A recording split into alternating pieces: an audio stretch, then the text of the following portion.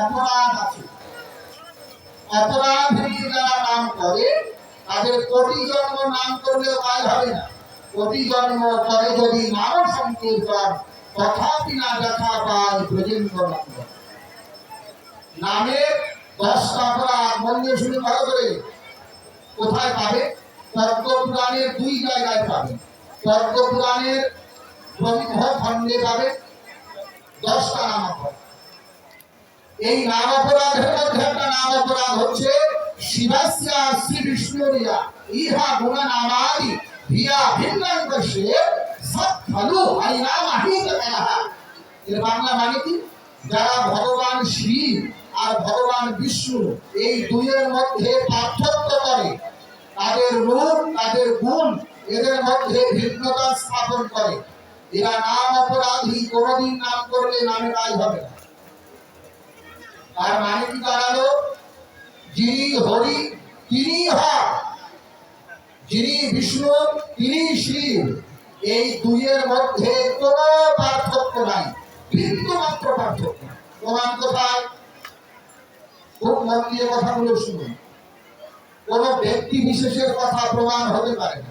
আমি বারবার করে আপনাদের বলছি যে আমি যা কিছু বলি তা কখনোই প্রমাণ হিসেবে মান্য হবে না যদি না আমার কথার সঙ্গে প্রামাণিক শাস্ত্রের উদ্ধৃতি না।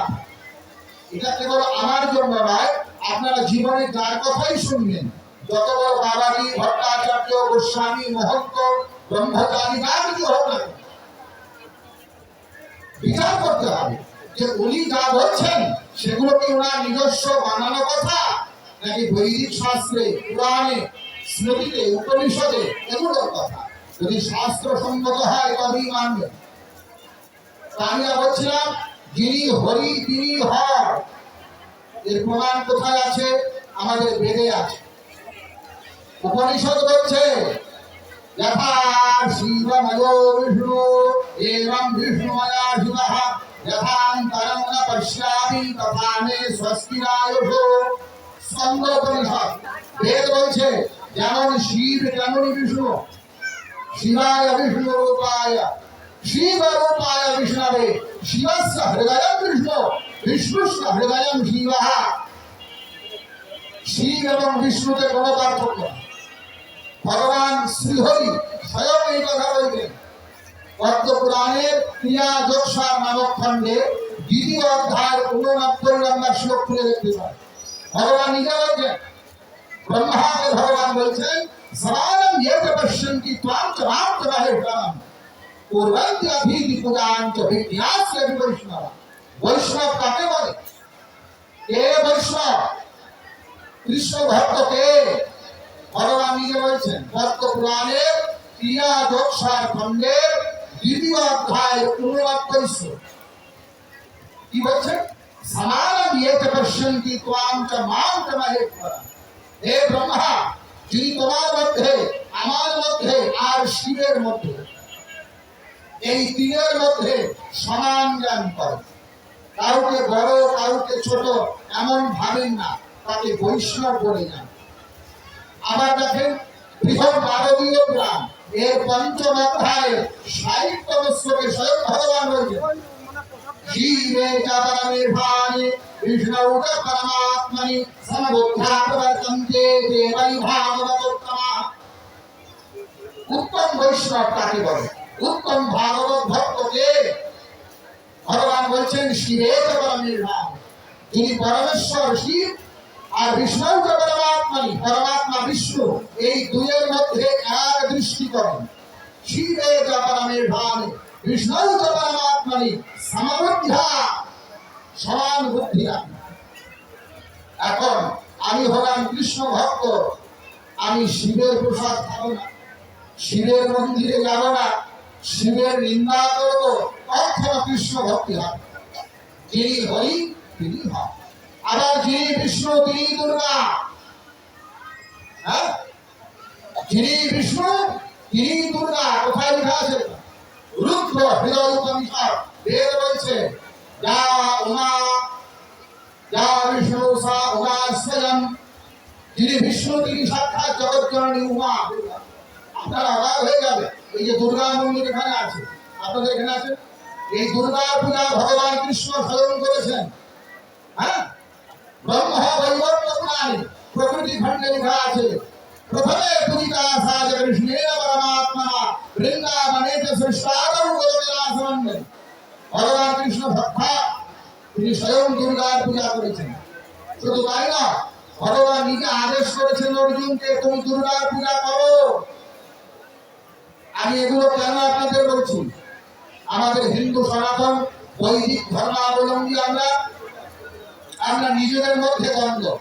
আমি অমুকের ভক্ত তো অমুকের মন্দিরে যাব, অমুকের ভক্ত তো অমুকের প্রসাদ খাবো না, অমুকের আরাধনা করি তো অমুকের আরাধনা করবো না। এই যে আমাদের মধ্যে, এদিকে দেখুন, ঠিক আছে, এদিকে দেখুন, এই যে আমাদের মধ্যে দ্বন্দ্ব, এই দ্বন্দ্বকে দূর করে সমন্বয়বাদ স্থাপন করতে হবে। কেন? আমাদের শাস্ত্রে নির্দেশ দেওয়া আছে। আপনাদের একটা মজার কথা বলি, আপনারা একাদশী ব্রত হয়তো অনেকেই করেন, একাদশী ব্রত। তো এই একাদশী ব্রত বৈষ্ণবদের অবশ্য পালনীয় ব্রত একদম, কিন্তু একাদশী ব্রতের নিয়মটা যদি আপনারা করেন অবাক হয়ে যাবে। ব্রহ্ম বৈবর্ত পুরাণে শ্রীকৃষ্ণের জন্মকাণ্ডের 26 অধ্যায়ে একাদশী ব্রতের নিয়ম দেওয়া। তো সেখানে বলা হলো যে একাদশী ব্রত যিনি করবেন, একাদশীর দিন ব্রাহ্ম মুহূর্তে শয্যা ত্যাগ করে একাদশী ব্রতের নিমিত্তে ঘট স্থাপন করে সেই ঘটে 6 জন দেবতার পূজা করতে হবে। তাদের বলে গণেশের পূজা করতে হবে, সূর্যের পূজা করতে হবে, দুর্গার পূজা করতে হবে, এগুলো বলা আছে। কাজে আমি যার ভজনা করি না কেন, পঞ্চদেবের উপাসনা করতেই হবে। ভগবান অর্জুনকে স্বয়ং আদেশ করছেন দুর্গা আরাধনা করো। মহাভারতের ভীষ্ম পর্বের 23 অধ্যায় 2য় শ্লোক, কেবল কুরুক্ষেত্র যুদ্ধ শুরু হবে, কেবল শ্রীমদ্ ভগবত গীতা বক্তব্য হবে, এমন সময় ভগবান কৃষ্ণ অর্জুনকে বলছেন, যাও স্নান করে আসো। কেন? তুমি যদি যুদ্ধে জিততে চাও দুর্গার ভজনা করতে হবে। শুচির ভগবা মহাবাহ সংগ্রামাভিমুখে স্থিতঃ পরাজয়ায় শত্রূণাং দুর্গা স্তোত্রমুদীরয়। মহাভারতের ভীষ্ম পর্বের 23 অধ্যায় 2য় শ্লোক। দুর্গা পূজা করো। বৃন্দাবনের ব্রজগোপী যারা ছিলেন ভগবান কৃষ্ণের মধুর ভাবের উপাসক, তারাও দুর্গার পূজা করেছেন। হেমন্তে প্রথমে মাসি নন্দ প্রজাকুমারিতা চেরুর্ভবিষ্যং ভঞ্জানা তাৎপর্যানি অর্চন প্রথম। ভাগবত মহাপুরাণ 10ম স্কন্ধ। আজে কেউ বড় কেউ ছোট এরকমটা না, যার যেমন অভিরুচি আছে ভগবান তাকে সেই নামেই দর্শন দেন, সেই রূপেই দর্শন দেন। এই পঞ্চদেব এক এবং অভিন্ন। কেউ শিব রূপে ভজনা করে, কেউ কৃষ্ণ রূপে ভজনা করে, কেউ দুর্গা রূপে ভজনা করে, কেউ শিব রূপে ভজনা করে, কেউ সূর্য রূপে ভজনা করে। কাউকে নিন্দা করবেন না। নাম্বার 2, কোন মহাপুরুষের নিন্দা করা যাবে না। নিজের গুরুকে যেমন ভক্তি রাখি, অন্যের গুরুকে তেমন সম্মান করতে হয়। কেননা গুরু আর ভগবান আগে। আজকে তো গুরু পূর্ণিমা, এই জন্য বলছি গুরু এবং ভগবান এটা হবে। কোথায় লেখা আছে? ভাগবত মহাপুরাণের 11তম স্কন্ধে ভগবান কৃষ্ণ স্বয়ং বলছেন, আচার্য নাম জানিয়া নবমান নিয়ে কালে হিচি নামাত বন্ধাসি এক সর্বদেব মনোগুরু। আচার্য নাম জানিয়া গুরুকে আমার স্বরূপ বলিয়া জানে। মন্নাথ শ্রী জগন্নাথ, মদ গুরু শ্রী জগদ্গুরু, মদাত্মা সর্বভূতাত্মা তস্मै শ্রী গুরবে। কাজে আমি আমার গুরুকে যেমন করে সম্মান করি, অন্যের গুরুকেও তেমন সম্মান রাখতে হয়। অন্যের গুরুকে নিন্দা করলে প্রকারান্তরে আমার গুরু নিন্দিত হন। অন্যের ইষ্টকে নিন্দা করলে প্রকারান্তরে আমার ইষ্টই নিন্দিত হন। শ্রী ঠাকুর অনুকূলচন্দ্র বলছেন, পরের ইষ্ট নিন্দা করে হলি ইষ্টনিষ্ঠ, নিজের পা ভাঙলি নিজে উঠলি পাপিষ্ঠ। আমাদের বড় দরকার এটা। আমি রামকৃষ্ণ ঠাকুরের দীক্ষিত, তাই বলে আমি শুধু ঠাকুর অনুকূলচন্দ্রকে গালি দিতে পারি। আবার আমি রাম ঠাকুরের শিষ্য, তাই বলে আমি নিগমানন্দ সরস্বতীকে গালি দিতে পারি না। আবার আমি নিগমানন্দ ঠাকুরের শিষ্য, তাই বলে চৈতন্য মহাপ্রভু নিন্দা করতে পারি না। আবার আমি চৈতন্য মহাপ্রভুকে ভালোবাসি, তাই বলে লোকনাথ ব্রহ্মচারীকে নিন্দা করতে পারি না, করা যাবে না। গীতায় ভগবান বলছেন, দেব দীর্ঘ গুরু প্রাজ্ঞ পূজনম শৌচমার্জনম ব্রহ্মচর্য অহিংসা চ শারীরম তপরিচ্ছদ। বললেন কাদের কাদের পূজা করবে? বলছে দেবতার পূজা করবে। অবশ্যই দেবতার পূজা করতে হবে। দেবতার পূজা ছাড়া কোনো পূজাই হবে না। কৃষ্ণ পূজা করতে গেলেও দেবতার পূজা। যে কোনো পূজা করবেন, যে কোনো আহ্নিকৃত্য করবেন, দেবতাকে ডাকতেই হবে। জলশুদ্ধি করার সময় আমরা বলছি গঙ্গে চ যমুনে চৈব গোদাবরী সরস্বতী নর্মদে সিন্ধু কাবেরী জলেস্মিন সন্নিধিঃ। দেবতা, সুতরাং দেবতার পূজা অবশ্যই করতে হবে। দ্বিজ ব্রাহ্মণকে সম্মান করতে হবে, কারণ ভগবান বলছেন ভাগবত পুরাণে, ব্রাহ্মণো জন্মনা শ্রেয়ান সর্বেষাং প্রাণিনাম ইহ তপসা বিপ্রজা পুষ্টা দীনো বক্তলায়ুতঃ। শ্রীমদ্ ভাগবত মহাপুরাণে দশম স্কন্ধের ৮৬ অধ্যায় ৫৩ শ্লোকে ভগবান কৃষ্ণ নিজে বলছেন ব্রাহ্মণ জন্মনা শ্রেয়াম, জন্মমাত্রই ব্রাহ্মণ পূজনীয়। সুতরাং ব্রাহ্মণ নিন্দা করা উচিত নয়। সনাতন ধর্মের যে বর্ণ ব্যবস্থা আছে, এই বর্ণ ব্যবস্থায় প্রত্যেক বর্ণের সম্মান আছে। ও মন্দির শুনবেন, ব্রাহ্মণ, ক্ষত্রিয়, বৈশ্য, শূদ্র, এই চতুর্বর্ণ ব্যবস্থায় প্রত্যেকের প্রয়োজনীয়তা আছে। কেউ অস্পৃশ্য নয়, কাউকে বাদ দেওয়া হয়নি। আমাদের বেদে বলছে ব্রাহ্মণস্য মুখমাসি বাহুরাজন্যকৃতঃ ওরতরস্য যদ্বৈশ্য অভ্যাম শূদ্রজায়ত। ঋগ্বেদ সংহিতা ১০ম মণ্ডলে ৯০তম সূত্রের ১২ নম্বর মন্ত্র। সেই দীর্ঘ বিরাট পুরুষের মুখ ব্রাহ্মণ, বাহু ক্ষত্রিয়, উরু হচ্ছে বৈশ্য, চরণ হচ্ছে শূদ্র। একই ভগবানের ৪ অঙ্গ থেকে ৪ বর্ণের কল্পনা করা হচ্ছে। সুতরাং সমাজে ৪ বর্ণের প্রয়োজন আছে, কিন্তু প্রত্যেক বর্ণের ভিন্ন ভিন্ন মর্যাদা আছে। ব্রাহ্মণের ব্রাহ্মণোচিত মর্যাদা, ক্ষত্রিয়ের ক্ষত্রোচিত মর্যাদা, বৈশ্যের বৈশ্যোচিত মর্যাদা। ব্রাহ্মণকে অবশ্যই সম্মান করা উচিত, কেননা চতুর্বর্ণের গুরু হচ্ছে ব্রহ্মণ। ব্রহ্মা বলছেন সর্বেষাং বর্ণানাং ব্রাহ্মণো পরমো গুরু তস্मै জ্ঞান দানানি ভক্তি শ্রদ্ধা সমন্বিতৈঃ। পদ্ম পুরাণ ক্রিয়াযোগসার খণ্ড ২১ অধ্যায় ৪ নম্বর শ্লোক। আমরা কথায় কথায় ব্রাহ্মণকে নিন্দা করি, এটা উচিত নয়। সমাজে ৪ বর্ণেরই প্রয়োজন আছে, কিন্তু তাই বলে কেবলমাত্র সকল দোষ ব্রাহ্মণ সম্প্রদায়ের উপর দিলে হবে না। এই সনাতন ধর্মে এই কলিযুগে যারা ধর্মোদ্ধারের কাজে, আমাদের সমাজকে সংগঠিত করার কাজে আত্মোৎসর্গ করেছেন, তাদের অধিকাংশই ব্রাহ্মণ বংশে।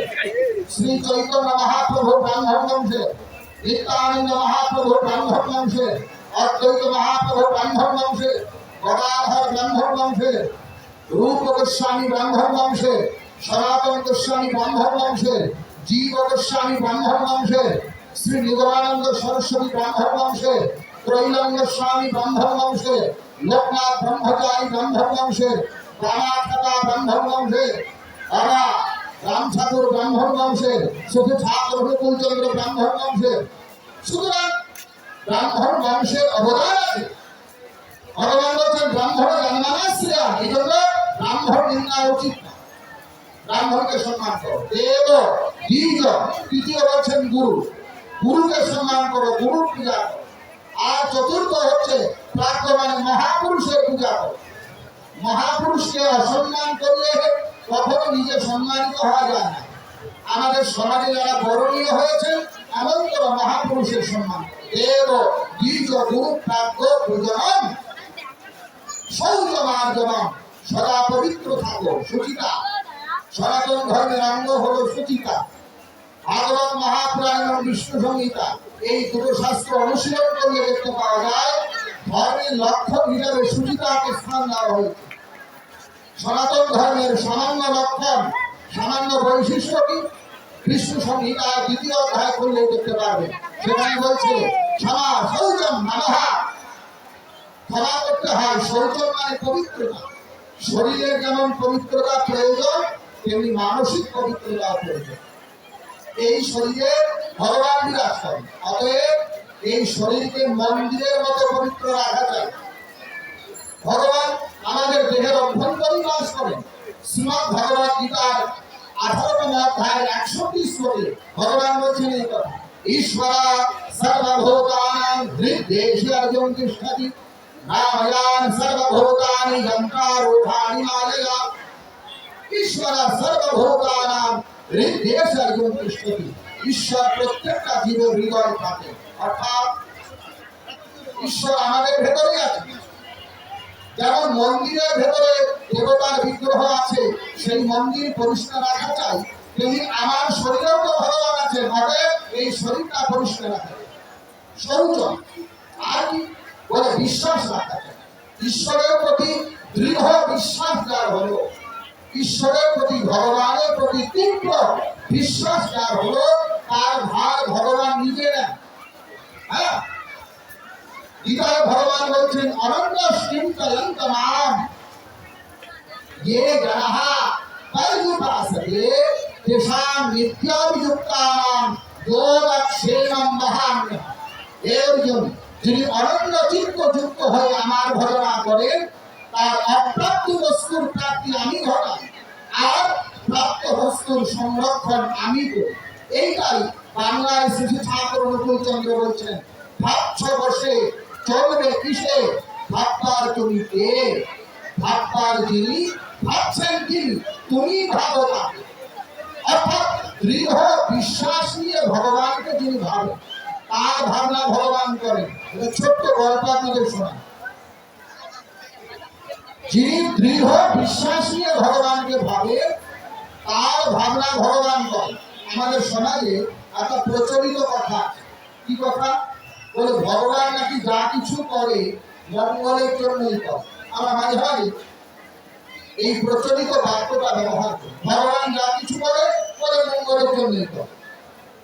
গল্পটা শুনি।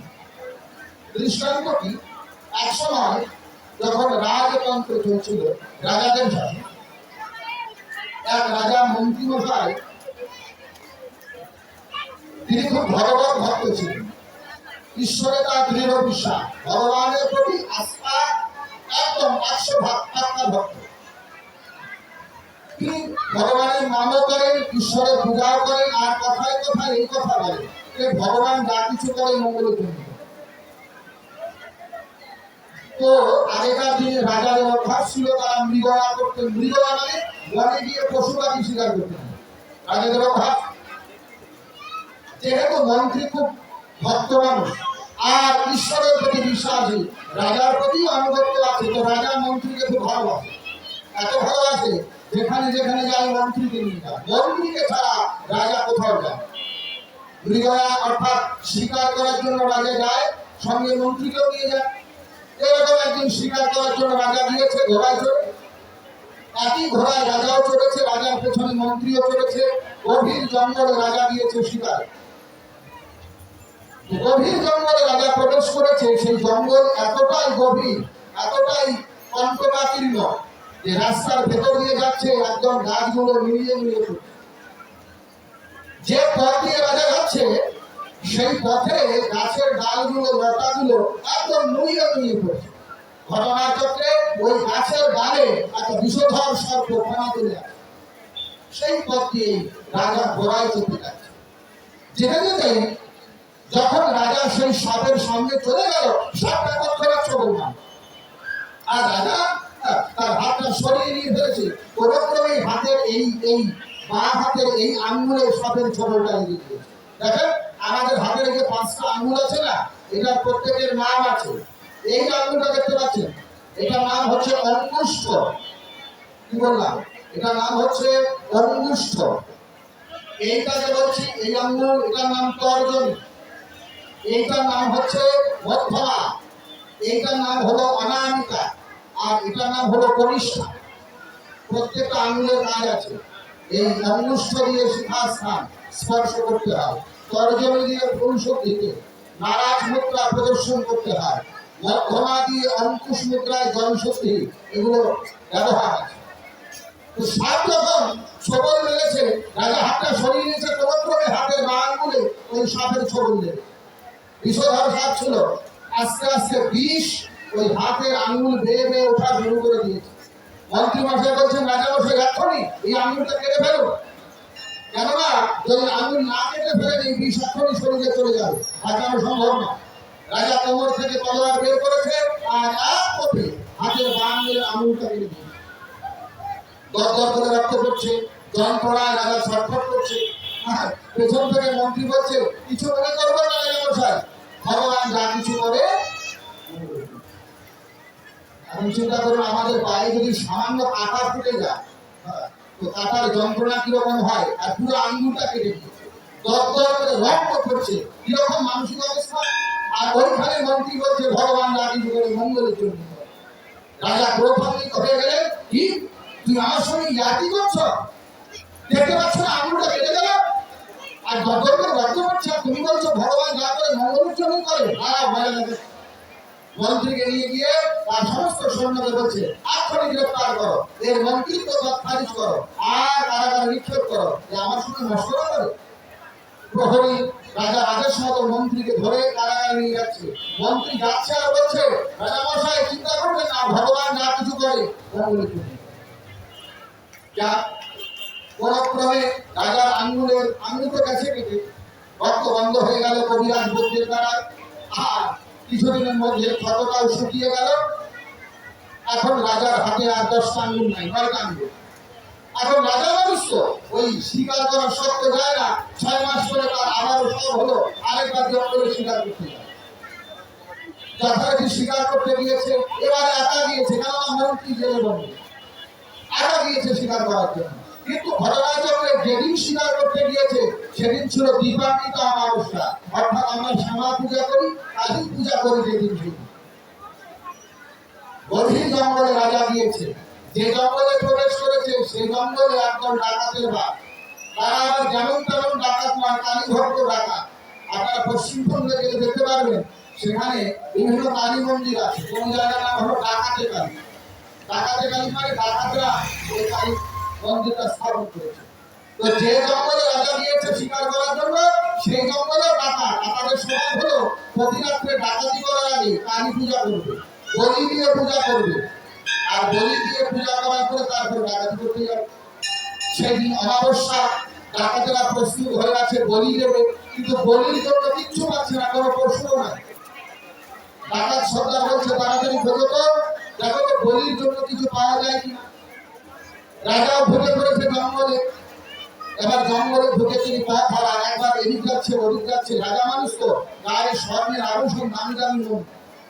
ডাকাতের চারারা বলির জন্য পশু খুঁজছে, হঠাৎ এসে চকচক করা কি, দেখি তো গিয়ে দেখছে একদম রাজা ওকেই ধরে ফেলেছে। আজকে আর পশু বলি হবে না, আজকে নর বলি হবে। রাজাকে ধরে নিয়ে যথারীতি পশুকে যেমন স্নান করা, তাকেও স্নান করিয়ে এইবার বলি দেওয়ার জন্য মন্দিরে একেবারে উপবাস নিয়ে গিয়েছে। ডাকাত সরকার বলছে, বেশ ভালোই হলো, এতদিন পশু বলি হয়, আজকে নর বলি হবে, ঠিক আছে ভালোই হলো, যেমন তেমন মামলা, একদম রাজ বলি হবে। রাজাকে হাড়ি কাঠে মাথা ঢুকিয়ে এইবার কিলি চিটি পিবো স্প্রে খাবে বলে শোধনাদি করে যেই না খবরটা ছাড়বে, ডাকাত দেখছে রাজা মশাইয়ের বাঁ হাতে একটা আঙ্গুল। এইবার যে পশুর অঙ্গহীন, অর্থাৎ কোন অঙ্গ অল্প আছে বা দীর্ঘাঙ্গী, অর্থাৎ বেশি অঙ্গ আছে, তন্ত্রশাস্ত্র বলছে সেই পশু বলির জন্য উপযুক্ত নয়। রাজার 10টা আঙ্গুলের জায়গায় একটা আঙ্গুল কমে গেল, সুতরাং এই আর বলিতে লাগবে না। ডাকাত বলছে, যাও বেঁচে গেলে, আজকে তোমার একটা আঙ্গুল কম বলে বেঁচে গেলে, যাও তোমার বলি হবে। রাজামশাই দৌড় দিচ্ছে আর ভাবছে, ঠিকই তো আমার মন্ত্রী একটা কথা বলেছিল সেই দিন, রাজামশাই ভগবান করে মঙ্গলের জন্য করে। সেদিন যদি আমি এই আঙ্গুলটা না দিতে পারতাম, আজকে আঙ্গুলের জায়গায় আমার গর্দানটাই চলে যেত। তোমরা কে রাজবাড়িতে এই আমার মন্ত্রীকে বের করো, বের করো, এক্ষুনি কারাগার থেকে বের করো। মন্ত্রীকে বের করেছে। রাজা আলিমগঞ্জ দিয়ে বলছেন, মন্ত্রী তুমি ঠিক কথাই বলেছ, ভগবান যা কিছু করে মঙ্গলের জন্য করে। ঠিক সেদিন যদি আঙ্গুলটা না কাটা যেত, আমার গর্দানটা কাটা যেত। মন্ত্রী বসে বলছেন, রাজা আমি তো ছুটি করছি, আপনার তো বিশ্বাস হয়নি। হঠাৎ রাজা প্রশ্ন করলেন, মন্ত্রী কিন্তু একটা খটকা থেকে গেল। কি খটকা? ভগবান যা কিছু করে মঙ্গলের জন্য করে। সেদিন আমার আঙ্গুলটা কাটা গেল, মঙ্গলের জন্য হলো। এটা না হয় আমার মঙ্গল হলো, কিন্তু তুমি মন্ত্রী, তুমি এত বড় ভক্ত, তোমার এত বড় কৃষ্ণ ভগবানের প্রতি বিশ্বাস আছে। আচ্ছা তোমাকে যে সেদিন আমি বিনা কারণে তোমার মন্ত্রিত্ব পদ কেড়ে নিলাম, সেদিন যে বিনা অপরাধে তোমাকে আমি কারাগারে নিক্ষেপ করলাম, তো তোমার মঙ্গলটা কি হলো? কথাটা বুঝুন। ভগবান যা কিছু করে মঙ্গলের জন্যই করে। রাজা বলছে আমার মঙ্গল, আমি তো বুঝলাম যে আমার আঙ্গুল কাটা গেল, আজকে আমি বলি এটা না আমার মঙ্গল। তুমি এত বড় ভক্ত মানুষ, তোমাকে যে বিনা কারণে আমি জেলখানায় পাঠাই দিলাম, তো তোমার মঙ্গল কি হলো? মন্ত্রী এবার বলছে, রাজা মশাই তাহলে শুনুন, সেদিন যদি আপনি বিনা কারণে আমাকে জেলে না পাঠাতেন, তাহলে আজকের দিনও আমি মন্ত্রী থাকতাম। আর আজকের দিনে যদি আমি মন্ত্রী থাকতাম, আজকের দিন আপনি আমাকে নিয়ে যেতেন, আমরা দুইজনে ধরা পড়তাম ডাকাতের কাছে। এবার আপনার না হয় আঙ্গুল নাই, আমার তো সবই আছে, সুতরাং আপনি বেঁচে গেলে আমি আর বেঁচে থাকতাম না। অতএব ভগবান যা কিছু করে বিশ্বাস থাকা যায়। অরণ্য চিন্তয়ন্তমাম যে জনঃ পর্যুপাসতে তেষাং নিত্যাভিযুক্তানাং যোগক্ষেমং মহাম মহাম। ভাবছো বসে চলবে কিসে, ভাববার তুমি কে, ভাববার যিনি ভাবছেন তিনি, তুমি ভালো তাকে। আজকের ভাগবতীয় প্রবচনের সার কি? আমাদের অন্তরে দৃঢ় তীব্র বিশ্বাস চাই। ভগবান যা কিছু বলেছেন বিধিপূর্বক করতে হবে। একটা প্রশ্ন আমাকে করেছেন একজন, যে শালগ্রাম শিলার অর্চনা মায়েরা করতে পারে কিনা। দেখেন আমাদের কি কর্তব্য কি অকর্তব্য, সেটা নির্ণয় শাস্ত্র অনুসারে হয়। ভগবানের বহুবিধ রূপের ভজনা হয়। শালগ্রাম শিলাতেও ভগবানের অর্চনা হয়, আবার মৃন্ময় অর্থাৎ মাটি দ্বারা নির্মিত প্রতিমাতেও ভগবানের অর্চনা হয়, আবার পটমূর্তিতেও ভগবানের অর্চনা হয়। কিন্তু বিধি আছে। যাদের যজ্ঞ সূত্র আছে, অর্থাৎ বিধিপূর্বক উপনয়ন সংস্কার যাদের হয়েছে, তারা বৈদিক মন্ত্র উচ্চারণের অধিকারী, কেবলমাত্র তারাই শালগ্রাম শিলার স্পর্শপূর্বক পূজার অধিকারী। অন্যরা শালগ্রাম শিলায় শুধু মায়েরা না, যাদের যজ্ঞ সূত্র নাই, তারা যদি পুরুষ হয়, এমনকি ব্রাহ্মণ সন্তান যদি হয়, যজ্ঞ সূত্রবিহীন, তারও শালগ্রাম স্পর্শের অধিকার নেই। স্পষ্ট দিতে তাদের পটমূর্তি রচনা সবাই করতে পারে, অর্থাৎ মৃত্তিকা নির্মিত তাদেরও করতে পারে, পটমূর্তি তাদের করতে পারে। কিন্তু শালগ্রামে বিচার আছে, অসংখ্য অবস্থায় কখনো দেবতার বিগ্রহ স্পর্শ করা উচিত নয়। খুব মন দিয়ে শুনে রাখবেন। বিজ্ঞান চৈতন্যমায় কন্যান চ বিশেষতঃ নাট্যবিদ্যা বিহিতম কিঞ্চিৎ স্বাধ্যায় মানসা পূজা। পূর্ব পুরাণের উপরিভাগে 23 অধ্যায় প্রথম এবং দ্বিতীয় শ্লোকে পরিষ্কার করা আছে, অসংখ্য অবস্থায় নিত্য আদি কাম্য আদি কর্ম করা যায় না। সেবা অপরাধের 32টা অপরাধ আছে, তার মধ্যে একটা প্রমুখ অপরাধ হলো অসংখ্য অবস্থায় মন্দির প্রবেশ উচিত নয়। যখন আমাদের অশৌচ হয়, শরীর অপবিত্র থাকে, এই অশৌচের মনে মনে ভগবানের স্মরণ করতে হয়, মানস উপাচারে পূজা করতে হয়, কিন্তু স্পর্শ করে পূজা করা যায় না। এই বিধিগুলো মেনে চলতে হয়, কেননা বিধিকে মানার নামই ধর্ম। ভগবান বলছেন শ্রুতি স্মৃতি মনোবাক্যা যস্তা উল্লঙ্ঘনার দেব আত্মাচ্ছেদি মম দ্রোহী মম ভক্ত বিনা বৈষ্ণব। মাধুরী সংহিতা 189 শ্লোক। সুতরাং শালগ্রাম শিলায় স্পর্শপূর্বক পূজা যজ্ঞ সূত্র সমন্বিত দ্বিজাধির অধিকার, অন্য কারো অধিকার নাই। সপ্তাহ পুরাণের শাস্ত্রীয় সিদ্ধান্ত আছে কিনা? অবশ্যই আছে। শুক্ল যজুর্বেদে পরিষ্কার করা আছে, ভস্মান্তম শরীরম। শুক্ল যজুর্বেদ সংহিতায় শরীরকে অগ্নি দ্বারা দাহ করার পরিষ্কার বর্ণনা আছে। তাদের জন্য দাহবিধি খুব মন দিয়ে শোনেন। 2 বছরের নিচে যদি কোনো শিশুর মৃত্যু হয় অথবা তা ওঠেনি, এমন অবস্থায় যদি কোনো শিশুর মৃত্যু হয় তাকে অগ্নিদাহ করা যায় না। মনুসংহিতার পঞ্চম অধ্যায় প্রমাণ। তাকে শ্মশানে বা ভূমিতে প্রথিত করে রাখতে হয়। 2 বছরের উপরে যাদের বয়স হয়ে গেল, দাঁত যাদের গদিয়ে গেল, অবশ্যই দাহ করতে হবে। সে ব্রহ্মচারী হোক, আর গৃহী হোক, আর বানপ্রস্থী হোক, এই 3 আশ্রমের ব্যক্তি প্রত্যেকের জন্য দাহ করার বিধি। সে যদি বৈষ্ণব হয় তথাপিও দাহ করতে হয়। প্রমাণ কোথায়? বৃদ্ধ আরিক সংহিতার 6ষ্ঠ অধ্যায় 115 শ্লোকে বলা আছে, অনন্তরম প্রকৃতিতা শুদ্রসাল মহাভেদতঃ তথা শরীরং বিধ বৈষ্ণবস্য মহাত্মা। বৈষ্ণবদের দাহ করার বিধি আছে। হ্যাঁ, যারা সন্ন্যাসী হয়ে গিয়েছে, মন্দির শুনুন, 4 প্রকার সন্ন্যাসী হয়: বহুরা, কুটিক, হংস, পরমহংস। এই পরমহংস স্তরের যদি সন্ন্যাসী হয় তাকে আগুনে দাহ করা যায় না, ভূ প্রথিত করতে হয়। কিন্তু যারা ব্রহ্মচারী তাদেরও দাহ করার বিধি, যারা গৃহস্থ আশ্রমে আছে তাদেরও দাহ করার বিধি, যারা বানপ্রস্থে গিয়েছে তাদেরও দাহ করার বিধি। অতএব সনাতন ধর্মে অগ্নি দ্বারা দাহ করার বিধি রয়েছে। আমার একটা প্রশ্ন, যেহেতু দাদাকে পেয়েছি, সেটা হচ্ছে আমি গত 4 দিন আগে একটা বৈষ্ণব বক্তব্য দিচ্ছি যে বৈষ্ণবদের কোনো অসহজ নেই। আমি তার তীব্র প্রতিবাদ করেছি, তাই নিয়ে আমার সাথে একটু অনেক বাক বিতণ্ড হয়েছে।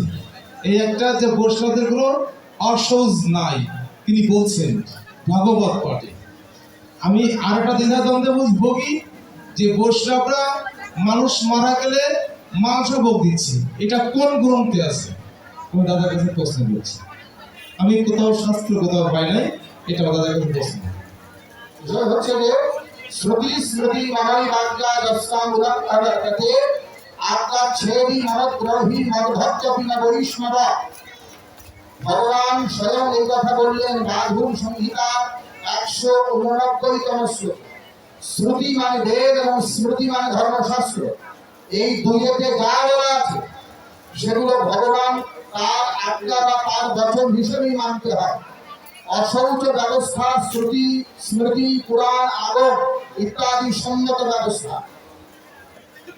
পরিবারে কারো মৃত্যু হলে অথবা কারো জন্ম হলে 2 ক্ষেত্রেই অশৌচ হয়। খুব মন দিয়ে শুনুন, জন্ম এবং মৃত্যু 2 ক্ষেত্রেই অশৌচ হবে। কোথায় প্রমাণ আছে এটা?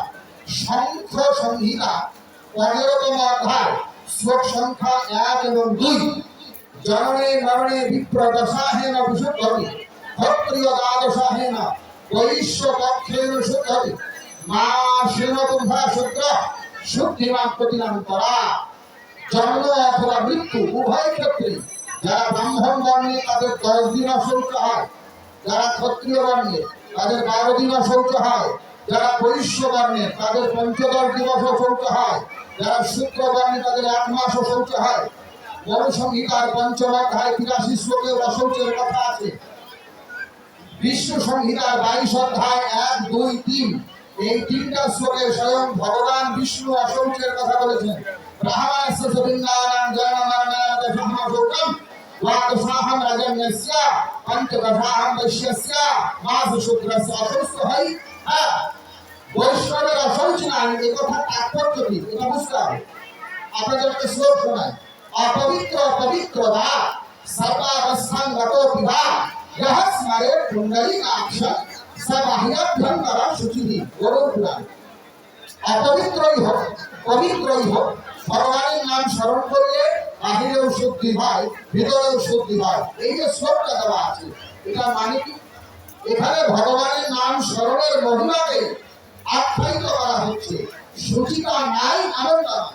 অর্থাৎ কেউ যদি শৌচাগারে যায়, বিধিপূর্বক স্নান আদি না করে আর বলে যে গাছ মারে পুণ্ডরীকাক্ষং সবাহ্যাভ্যন্তর শুচি, আমি ভগবানের নাম নিলাম আর পবিত্র হয়ে গেলাম, তাহলে হবে?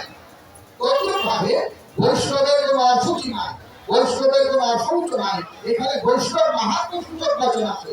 তার মানে তার অশৌচ ক্রিয়া লোপ পেয়ে গেল, শ্রাদ্ধ ক্রিয়া লোপ পেয়ে গেল, এমনটা নয়। ভাগবত তার প্রমাণ দিচ্ছে। কোথায়? ভাগবত মহাপুরাণের 7ম স্কন্ধে বৈষ্ণবেরও যিনি আচার্য, বৈষ্ণবদের 12 জন আচার্য আছে। স্বয়ংভূ নারদ শঙ্খ কুমার কপিল মনু প্রহ্লাদ জনক ভীষ্ম বলির বৈয়াসির বলম দ্বাদশৈত বিরাজনম ধর্মম ভাগবতম ভটা উহিনম দুর্ভট্টম বিশুদ্ধম জন্মত্বামৃতম শুতে। ভাগবত মহাপুরাণের 6ষ্ঠ স্কন্ধ 3য় অধ্যায় 20 এবং 21 নম্বর শ্লোকে 12 জন বৈষ্ণবের নাম দেওয়া আছে। এরা বৈষ্ণবের আচার্য। তার মধ্যে একজন হলো প্রহ্লাদ। এই প্রহ্লাদকে ভগবান নারায়ণ নৃসিংহদেব তিনি স্বয়ং আদেশ করছেন, কুরুত্বাং দেবতার জানি পীত হুবতস্য সর্বদা অনন্তর দর্শনে নামনা গোপাল প্রাপ্ত সুপ্রদাহ। হে প্রহ্লাদ, যদিও আমার স্পর্শের দ্বারা তোমার পিতা উদ্ধার পেয়েছেন, তথাপিও তুমি প্রেত কর্ম করো। এর দ্বারা প্রমাণিত হচ্ছে পরম বৈষ্ণব হলেও আমাদের শাস্ত্রে বর্ণিত যে প্রেত কর্ম আছে, অন্ত্যেষ্টি ক্রিয়া আছে, যা যা আছে সবটাই মানতে হবে। তার প্রমাণ কোথায়? শ্রী চৈতন্য মহাপ্রভু এই কলিযুগে যাকে আমরা নামাবতার বলি, প্রেমাবতার বলি, তিনিও তার পিতা জগন্নাথ মিশ্রের যখন দেহত্যাগ হয়, বৈকুণ্ঠ গমন হয়, তিনিও বিধিপূর্বক তার পিতা শ্রাদ্ধ করেছেন। বইটার নাম হলো চৈতন্য মঙ্গল। এই চৈতন্য মঙ্গল লোচনদাস ঠাকুর বলছেন, মহাপ্রভু শ্রী চৈতন্য দেবের পিতা জগন্নাথ মিশ্র যখন দেহত্যাগ করলেন, তখন মহাপ্রভু বেদ বিধি অনুসারে তার পিতার অন্ত্যেষ্টি ক্রিয়া করেছিলেন।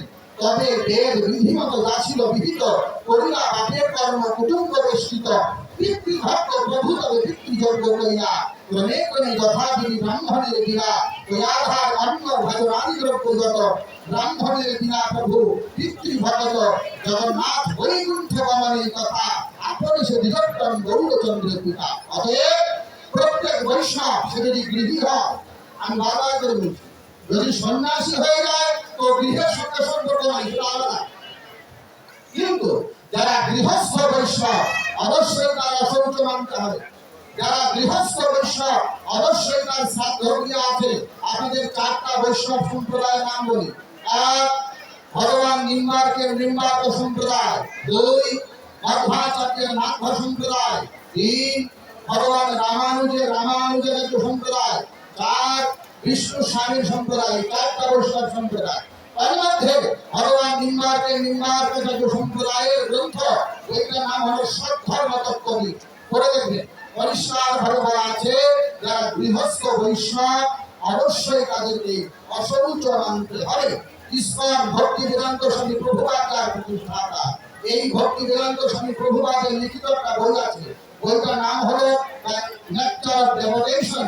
বাংলায় ভক্তি রসামৃত সিন্ধু অনুবাদ করেছেন ভক্তি চারু মহারাজ, ইসকন কর্তৃক প্রকাশিত। এই বইও আপনি দেখতে পারবেন।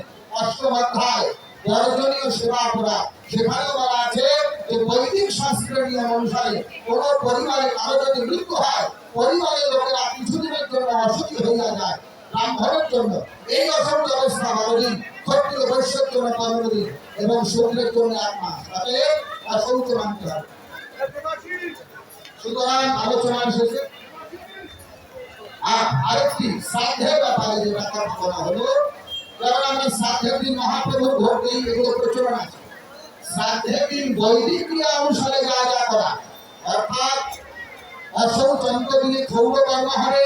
আপনারা গরুর পুরাণের উত্তরখণ্ড করবেন, কি কি নিয়ম আছে শ্রাদ্ধের। শ্রাদ্ধের আগের দিন কি নিয়ম, যেদিন শ্রাদ্ধ হবে সেদিন কি নিয়ম, এর বিস্তারিত বর্ণনা গরুর পুরাণের উত্তরখণ্ডে ভগবান নারায়ণ বিষ্ণু স্বয়ং। সেইখানে এমন কোনো বর্ণনা, যেমনটা উত্তর বললে এমন কোনো বর্ণনা নাই। তবে যারা আধুনিক কোন সম্প্রদায়ের আশ্রিত হয়েছেন, আপন আপন সম্প্রদায়ের যা পদ্ধতি সেটা সে করতে পারে, বৈদিক বিধিকে ঠিক রেখে। বৈদিক বিধিতে যা আছে সেটা ঠিকঠাক রেখে যদি সেখান সাম্প্রদায়িক কোন আরাধনা করতে চায় করতে পারে। কিন্তু বৈদিক বিধিকে বাদ দিয়ে যদি কেউ করে, যেমন শ্রাদ্ধ বাদ দিয়ে আমি মহাপ্রভুর ভোগ দিলাম, এটা মহাপ্রভু নিজেই করেন। অন্নপ্রাশনে শ্রাদ্ধ বাদ দিয়ে দিচ্ছি, মহাপ্রভু নিজেই করেন, এটা করা যাবে। সুতরাং বৈদিক বিধি, যেমন এখানে অধিকার হবে, এটারও একটা বিধি আছে। বৈদিক বিধিকে ঠিক রেখে কেউ যদি নিজে গুরু পরম্পরায় কোনো আচার করতে চায় তাতে দোষ নাই, কিন্তু বৈদিক বিধি ঠিক রাখতে হবে। সুতরাং আজকের প্রবচন, ভাগবত প্রবচনের এটাই সার, আমাদের সনাতন সিদ্ধান্ত, বৈদিক সিদ্ধান্ত ধর্মশাস্ত্র অনুসারে হবে। প্রত্যেকটা সনাতন ধর্মাবলম্বী নিজের ধর্ম সম্বন্ধে, নিজের শাস্ত্র সম্বন্ধে জানতে হবে, এবং আমাদের পরবর্তী প্রজন্মকে তারা যেন পথভ্রষ্ট না হয়, তারা যেন আমাদের এই পরম্পরাকে এগিয়ে নিয়ে যেতে পারে, তাদেরকে ধর্মপথে সংযুক্ত করে অল্প বয়সে সদ্গুরুর সঙ্গে সংযুক্ত করে দিতে হবে, এবং আধ্যাত্মিক চর্চার প্রতি তাদের অনুরাগকে জানাতে হবে। আর যত বেশি করে ধর্ম চর্চা হবে, ঈশ্বরের চর্চা হবে, আমাদের মধ্যে ধর্ম ভাবনা বিকশিত হবে। আমরা ভগবানের কাছে প্রার্থনা জানাই, ঈশ্বরের কাছে প্রার্থনা জানাই, পরম করুণাময় মঙ্গলময় ভগবান শ্রীকৃষ্ণের কাছে প্রার্থনা জানাই। আমাদের প্রত্যেকের হৃদয়ে ভগবান সেই